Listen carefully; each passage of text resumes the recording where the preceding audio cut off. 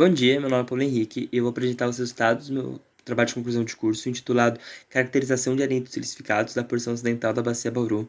O projeto foi desenvolvido por mim, sob orientação do professor Dr. Roberto Fernandes, da doutora Liliane Maia de Cassenco Manzano e do professor Dr. André Luiz Silva Pestilho. A Bacia Bauru, ela compreende uma importante unidade geológica, a qual corresponde ao substrato rochoso de cerca de 370 mil km², e diversos pesquisadores observaram a ocorrência de rochas silicificadas na Bacia Bauru, principalmente nos estados do Paraná e de São Paulo. Essas rochas elas foram estudadas, ex-autores associaram que a origem dessas rochas silicificadas, esse cimento silicoso que afeta essas rochas, estaria associada a um sistema geotermal influenciado por fontes magmáticas alcalinas que são localizadas sobretudo na borda da bacia. Novos trabalhos foram feitos recentemente e novas ocorrências de arentos silicificados foram encontradas, só que agora na porção ocidental da Bacia Bauru, principalmente no estado do Mato Grosso do Sul.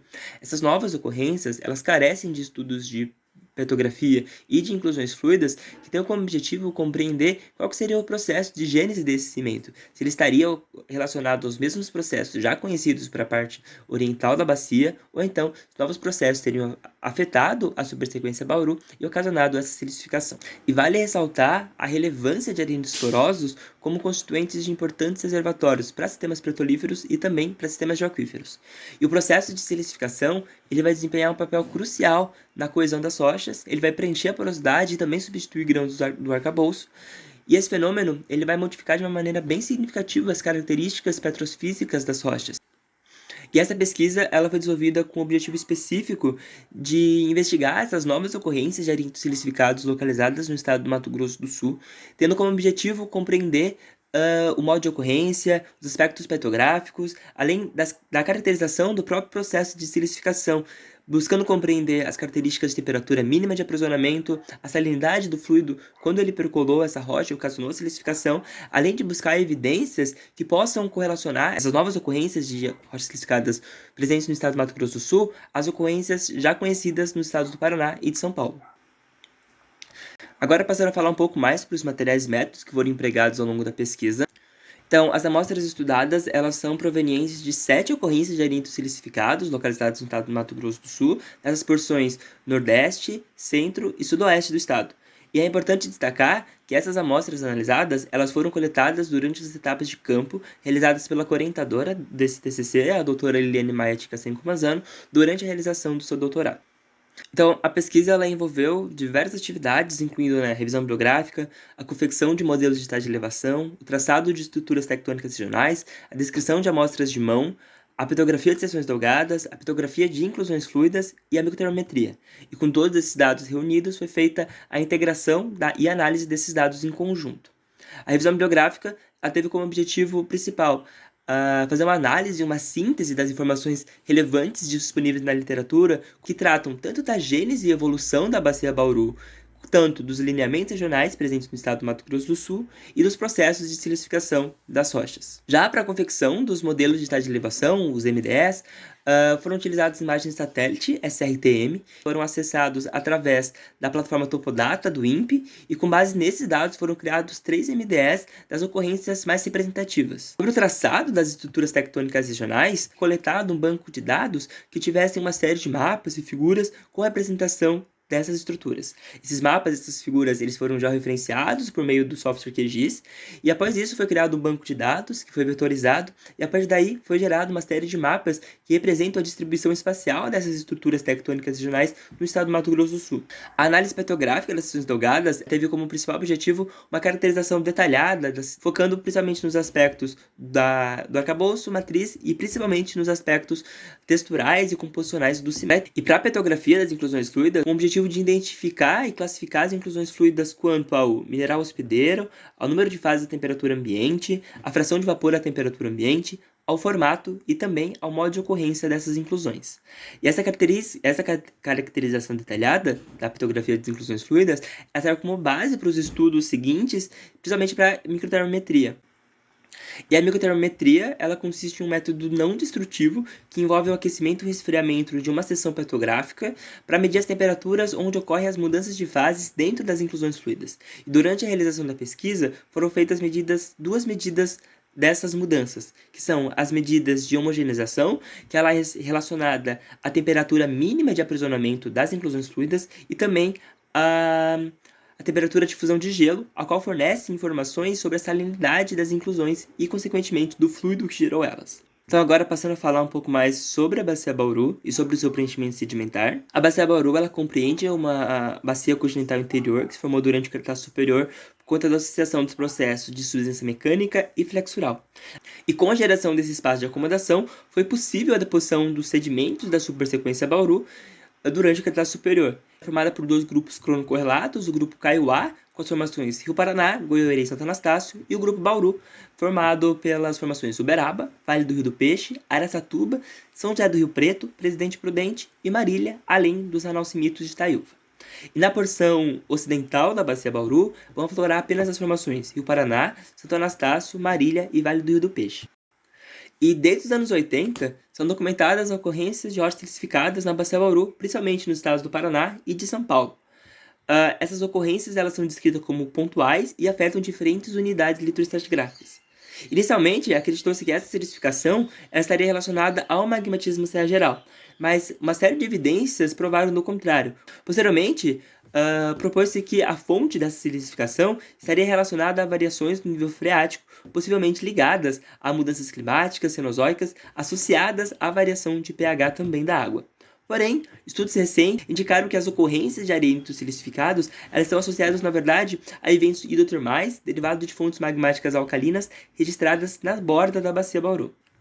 E essa hipótese da geração da silicificação por eventos hidrotermais ela é respaldada por uma série de evidências, tais como a presença de minerais índice do hidrotermalismo, a ocorrência de sismitos, na zona de cruzamento de grandes estruturas tectônicas regionais, a coincidência dessas ocorrências com falhas de zonas brechadas, a distribuição de leques aluviais da formação Marília, que ocorrem alinhados a estruturas tectônicas regionais, os registros de elevadas temperaturas de aprisionamento em inclusões fluidas e a silicificação contemporânea de diferentes intervalos litroestratigráficos. E o processo de silicificação na parte oriental da Bacia Bauru, que já foi estudada, eles resultaram no preenchimento total ou parcial da porosidade porcílica. Isso faz com que as rochas tenham uma resistência maior ao intemperismo, formando normalmente relevos relictuais. Essa imagem de Fernandes 93, ela representa a evolução desse processo de silicificação. E a plataforma sul-americana, ela passou desde o Jurássico por uma série de eventos tectônico-magmáticos. Esses eventos originaram com a quebra do continente Gondwana. As primeiras consequências dessa reativação foram a extrusão das lavas básicas toleíticas e seus derivados ácidos do magmatismo serra geral, que ocorreu no final do preenchimento da Bacia do Paraná. O surgimento das províncias alcalinas, em seguida, ele se deu em 3 fases. Na verdade, a primeira fase foram os pulsos de vulcanismo alcalinos contemporâneos ao magmatismo serra geral. A segunda fase ocorreu no Cretáceo Superior, quando houve o fim dos derrames basálticos da formação serra geral, só que a atividade magmática alcalina ela continuou, ocasionando o surgimento de algumas novas províncias alcalinas. E, posteriormente, a terceira fase é constituída pela redução gradativa dessa geração de magmas alcalinos, até que culminou no fim do vulcanismo alcalino. E esse mega evento geológico foi, então, responsável pelo surgimento de dezenas de províncias alcalinas espalhadas pela plataforma sul-americana. Essa figura ela mostra essa grande ocorrência de rochas alcalinas posicionadas na borda da Bacia Bauru. E essas ocorrências não se restringem só a essa borda, uma vez que elas acontecem de uma maneira excepcional no interior das áreas basálticas. Com a atividade magmática alcalina, que ocorreu a partir do Jurássico até o Cretáceo Superior, houveram então processos ígneos e tectônicos ao longo da sedimentação da supersequência Bauru. E esses processos foram correlacionados por Fernandes e Coimbra como sendo os responsáveis pela gênese dessa silicificação. E agora a gente vai falar um pouco sobre os resultados que foram obtidos ao longo do desenvolvimento dessa pesquisa. Então, essa figura ela representa a localização das ocorrências de rochas silicificadas que foram identificadas no estado do Mato Grosso do Sul. A figura ela representa a distribuição espacial desses pontos e elas impactam as rochas da formação Rio Paraná e Marília. E as rochas silicificadas elas são observadas em grande parte do estado do Mato Grosso do Sul, nas porções sudeste, nordeste e noroeste do estado. E agora eu trago os modelos de estado de elevação que foram confeccionados e a gente consegue perceber que esses morros eles constituem relevos anômalos na região. A região é uma região extremamente plana e esses morros, que são morros testemunhos, eles constituem elevações diferentes do padrão comum de relevo. A gente consegue perceber ainda que esses morros eles têm que estão orientados, tem uma orientação bem evidente, né? Ao primeiro morro ali, primeira figura, essa direção para NWSE. A segunda imagem, nele a gente tem uma orientação um pouco mais incipiente, mas a gente consegue perceber que ele tem uma tendência meio que norte-sul. E o último ponto, a última imagem, ele tem uma orientação NSW. Levando em consideração que esses morros eles têm essa tendência de estarem alinhados a certas direções, foi possível realizar a confecção de um mapa de rosetas que buscasse compreender justamente qual que seriam essas orientações preferenciais para a ocorrência dos morros testemunhos. E a partir disso, foi observado que existe uma tendência principal da ocorrência na direção NE-SW e um pouco menor de NW para SE. E a ocorrência desses arientes silicificados, eles vão comumente sustentar morros com elevações anômalas, e quando a gente compara esses morros ao relevo regional, você consegue observar que esses morros eles vão se elevar em até 120 metros em relação a esse nível regional. E percebendo a tendência dessas ocorrências de estarem alinhadas a certas direções, buscou-se compreender se essas direções eram coincidentes ou não com estruturas tectônicas regionais. A gente consegue perceber uma série de estruturas, como por exemplo essas estruturas de direção NESW, que elas estão associadas ao sistema transcorrente transbrasiliano. As estruturas NWSE estão associadas ao prolongamento do Arco de Ponta Grossa. Há também estruturas de direção leste-oeste que foram correlacionadas à falha de Cacilândia e também a um sistema neotectônico de Strathclyde. Desejo pegar, por exemplo, o ponto MS-118 para fazer uma descrição um pouco mais detalhada, a gente consegue observar que esse morro ele se eleva a 117 metros em relação ao nível cimeiro regional. Ele é formado por arendes conglomeráticos de uma coloração marrom avermelhado. O arcabouço ele é constituído por seixos e grânulos dispersos numa matriz arenosa.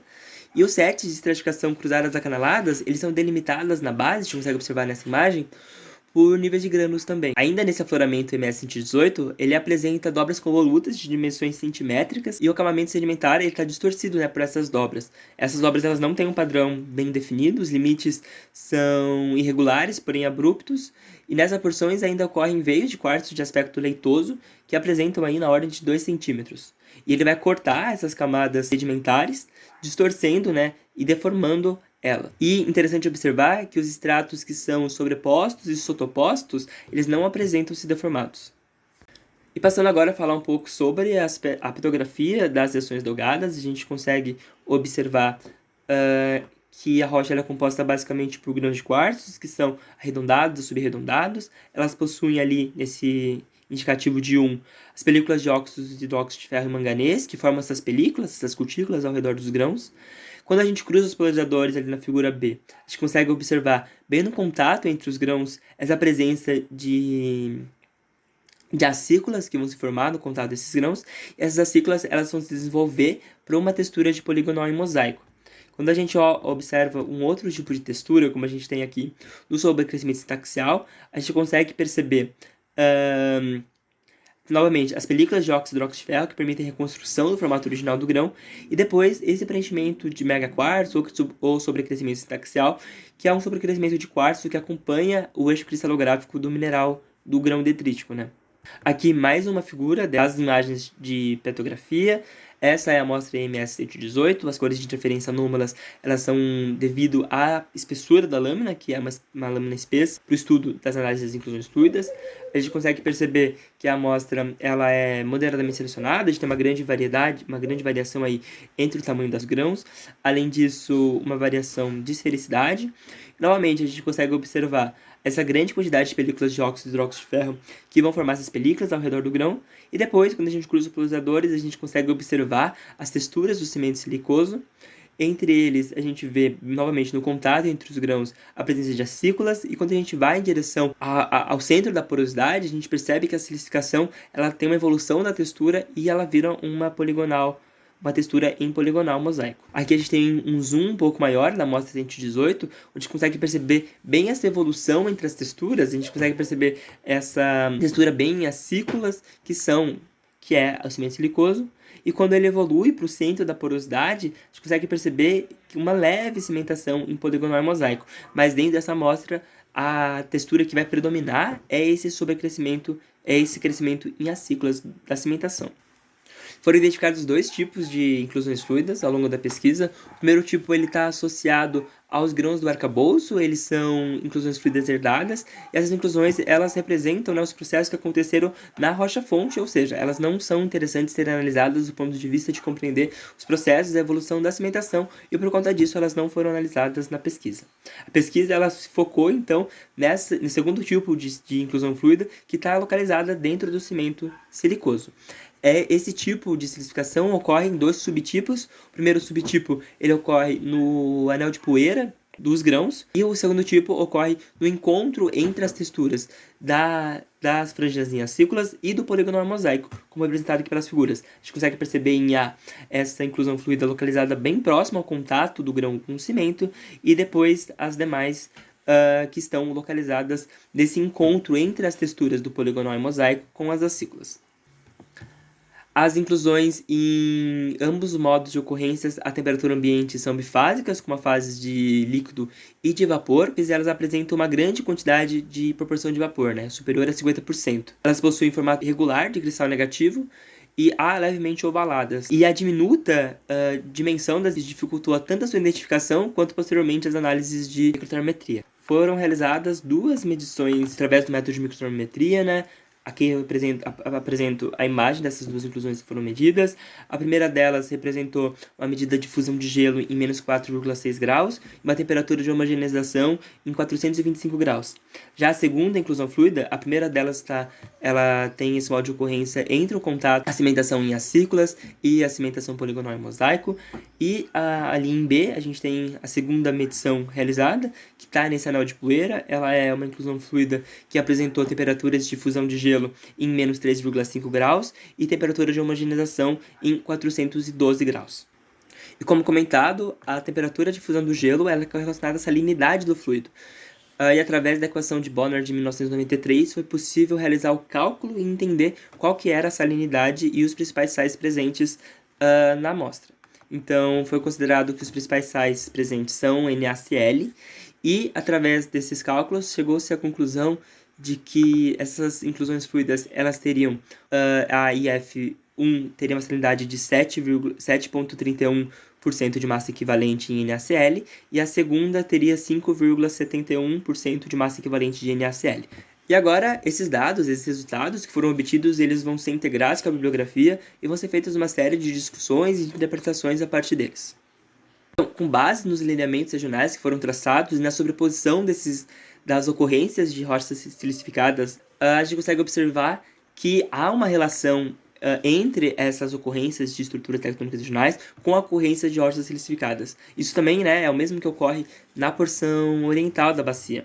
E esses lineamentos que foram passíveis de serem analisados, eles representam, portanto, a reativação de falhas herdadas do embasamento da bacia do Paraná, uma herança tectônica, e esses lineamentos eles vão corresponder a falhas que possivelmente funcionaram como condutos para a percolação direta dos fluidos hidrotermais. E esses fluidos hidrotermais, eles foram aquecidos por fontes hidrotermais vinculadas a esse magmatismo alcalino regional e ocasionaram uma silicificação estática, ou seja, as falhas elas não funcionaram de uma maneira dinâmica, elas funcionaram apenas como um conduto que facilitou a percolação desses fluidos. E uma das ocorrências de rochas ígneas de natureza alcalina, ela localiza-se a cerca de 50 km a sudeste do local de afloramento, né, do ponto de coleta da amostra MS-118. E a possível intrusão alcalina estaria localizada a uma profundidade máxima de 3 km. Embora ela esteja com essa proximidade da ocorrência da rocha alcalina, as rochas alcalinas elas são saturadas em sílica. Isso faz com que essa intrusão ela possa ter contribuído com o fornecimento de calor, com contribuição de gradiente geotérmico, porém não diretamente com a contribuição de sílica para essa silicificação. Desse modo, a fonte de sílica ela poderia vir a ser proveniente, por exemplo, da própria dissolução dos grãos da supersequência Bauru. Porém, durante as análises espectrográficas, não se observou qualquer indício de dissolução do arcabouço. Então, portanto, interpreta-se que, possivelmente, a fonte da sílica para a formação da silicificação estaria relacionada à dissolução dos grãos das sequências sedimentares da bacia do Paraná e carreado através dessas estruturas tectônicas regionais, ocasionando a silicificação na bacia Bauru. Então, a origem desse fluido ela pode ser associada à combinação da água meteórica com águas subterrâneas que se filtraram no substrato até as proximidades dessas ocorrências de rochas ígneas. A salinidade, ela demonstra a possibilidade de interação em águas salobras promovidas pela evaporação acelerada desencadeada pelo cima árido, na qual a supersequência Bauru estava inserida com fluidos meteóricos de menor salinidade. Então, a mistura desses dois fluidos gerou o fluido que ocasionou a silicificação, né? E após serem aquecidas, essas águas elas ascenderam a profundidades mais rasas por meio de fluxos de convecção, dissolvendo sílica ao longo desse trajeto e finalmente precipitando essa sílica nos sedimentos da supersequência Bauru. Quanto à etapa de agenética no qual essas rochas elas estavam inseridas, quando foram silicificadas, os contatos pontuais entre os grãos do arcabouço sugerem que estariam em um estágio eudiagenético. Então, essa figura ela demonstra então justamente a associação entre as estruturas tectônicas regionais, a localização da rocha alcalina delimitada por Pinto e Vidotti em 2019, com a ocorrência de rochas silicificadas. Desse modo, a gente consegue perceber que há uma grande coincidência entre a ocorrência dessas rochas e as estruturas tectônicas regionais, como, por exemplo, estruturas aqui de direção NW-SE, estruturas de direção NE-SW e a ocorrência da rocha alcalina aqui.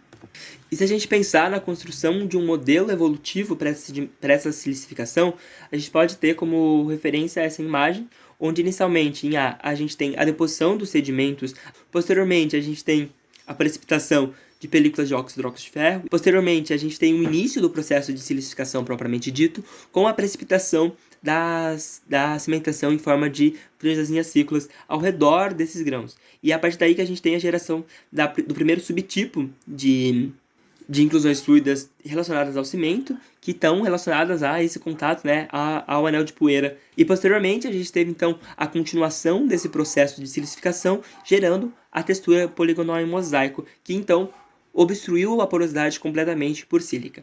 Quando a gente olha os componentes e as variações das condições da silicificação, a gente consegue inferir que houve, ao longo do processo, um aumento da temperatura do fluido. Então, a gente tem, no início, uma temperatura muito baixa, e essa temperatura ela vai aumentando. Isso é colaborado pela temperatura mínima de aprisionamento observada nas inclusões fluidas. E também, a gente tem uma salinidade desse fluido que aumenta ao longo do tempo. Provavelmente, esse fluido ele é um fluido que ficou cada vez mais rico em sílica e também em sais.